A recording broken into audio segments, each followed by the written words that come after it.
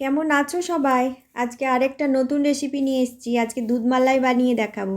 এই দেখো, প্রথমে দুধটা বসিয়ে দিয়েছি। এটা ছানা কাটিয়ে নেব লেবুর রস দিয়ে দিচ্ছি। দুটো লেবু দিয়ে দিয়েছি। এই দেখো, ছানা কেটে গেছে, কি সুন্দর ছানা হয়ে গেছে। তোমরা ভিনিগার দিয়েও ছানা কাটাতে পারো বাড়িতে লেবু না থাকলে। এ দেখো, ছেঁকে নিলাম। এবার এটা পাতলা কাপড়ে দিয়ে এর জল ঝরিয়ে নেব। একটা ভারী কিছু চাপিয়ে দেব। আমার কাছে নড়া ছিল, নড়াটা চাপিয়ে দিলাম। তোমরা যা ভারী জিনিস পাবে এতে চাপিয়ে দিও। এবার দুধটা রেডি করে নিই।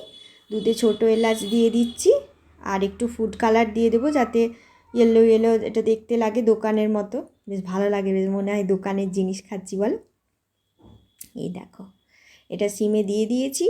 দম বাড়িও না বেশি, দুধ পড়ে যায় পুড়ে যায়, দরকার নেই। সিমে রাখবে, খুব সুন্দর গাঢ় গাঢ় গাঢ় হয়ে আসবে।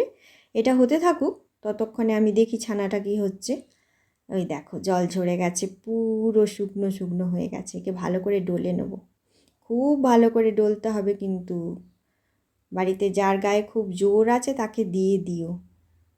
একদম নরম হয়ে যায় যেন, না হলে কিন্তু বলসগুলো ফেটে যাবে। আমার একটু বেশি টাইম লেগেছে করতে। একটু টাইম লাগে, এতে একটু টাইম দিও, না হলে কি আর ভালো হয় টাইম না দিলে। এই দেখো, একদম সফট হয়ে গেছে। এবারে বলস বানাবো, দাঁড়াও। এই দেখো, রেডি হয়ে গেছে। এবারে বলসগুলো বানিয়ে নিই। ততক্ষণে তোমাদেরকে আমি একটা বুদ্ধি দিয়ে দিই। অনেক সময় কি হয় না, আমাদের বাড়িতে গরমকালে বিশেষত দুধ কেটে যায়। আমরা অনেকেই সেই দুধ ফেলে দিও না। যদি হাফ কাটা অবস্থায় থাকে, তাতে আরেকটু লেবুর রস দিয়ে বা ভিনিগার দিয়ে সেটা ভালো করে ছানা কাটিয়ে নিও, এবং এই রকম বানিয়ে রেখে দিও। দেখবে, ফ্রিজে রেখে দিও, বাচ্চারাও খাবে, নিজেরাও খাবে। এই দেখো, দুধটা ফুটে গেছে, মরে গেছে অনেকটা। আমি সিমে রেখে দিয়েছিলাম। এই দেখো, দুধ ফুটছে। যে জায়গাটায় বাবলস উঠছে না, ঠিক সেই জায়গাটায় রসগোল্লাগুলো দিও, তাহলে ওগুলো ফাটবে না। আর সিমে রাখবে। এই দেখো, একটা একটা একটা করে সব দিয়ে দিলাম, অনেকগুলো হয়েছে।